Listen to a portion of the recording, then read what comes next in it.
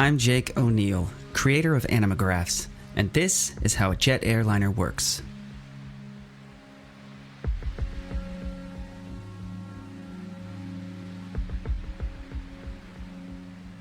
Let's start with the airframe. Thousands of specially formed, damage-resistant panels are riveted or otherwise attached to a lightweight underlying base called the airframe. The panels and frame together make a very strong, relatively lightweight craft. Many of these parts, especially the outer panels, are made from a carbon fiber reinforced material, though traditional aluminum and aluminum alloys are also used. Vertical frames underpin the cross-sectional tube shape, connected by longerons that stretch from nose to tail. And in between these, a vast network of stringers, intercostals, and subframes. At the nose, the radome shields a weather radar antenna beneath, while allowing specific radio frequencies to pass through for proper functioning. A double-layered bird strike barrier is situated behind that. Floor beams attach to frames and support the floor panels. Higher grade panels are used in high traffic areas and the cockpit or flight deck, with lower grade panels beneath passenger seating areas. Pressure bulkheads are reinforced metal barriers that separate pressurized from non-pressurized areas of the plane. Humans are accustomed to about 14 psi of air pressure. Passenger planes generally fly between 31 and 38,000 feet above sea level, where air pressure is a meager 4 psi or lower. As such, most sections of the airplane are pressurized while in flight. These areas include the flight deck and passenger areas, equipment bays, and cargo compartments. Unpressurized areas are the radome, landing gear bays, the center wing box, and the tail cone. The wings attach near the center of the aircraft. A center wing box ties wing frames together with the fuselage.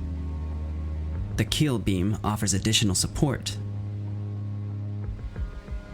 A wing-to-body fairing attaches to the keel beam and a pair of external longerons to enclose and further strengthen this critical wing attach point. Sturdy yet flexible spars stretch from the center wing box to the wing tip, one at the leading edge and one at the trailing edge of the wing. A pylon juts out from the wing frame to support the jet engine. Titanium links extend from the wing to the pylon, and tension bolts mate aluminum and titanium plates for an incredibly strong and flexible connection. Moving to the rear or aft of the plane, we see the vertical and horizontal stabilizers with their additional frame supports, and the tail cone, which houses the auxiliary power unit or APU.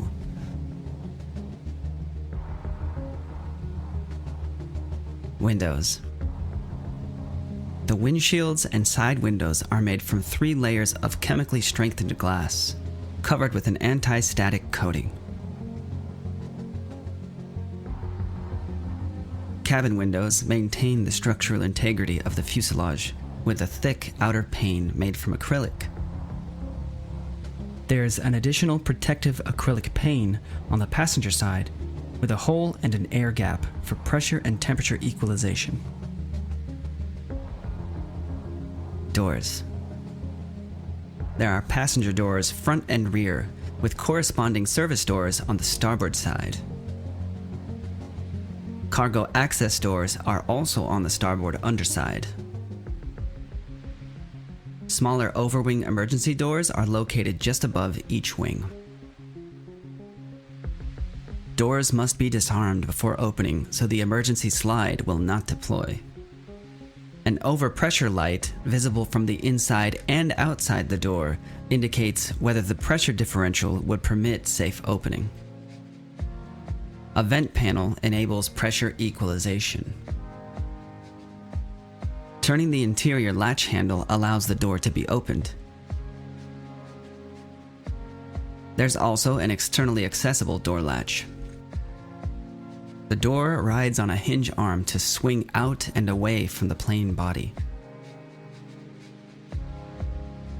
with stabilizer bars to guide its path.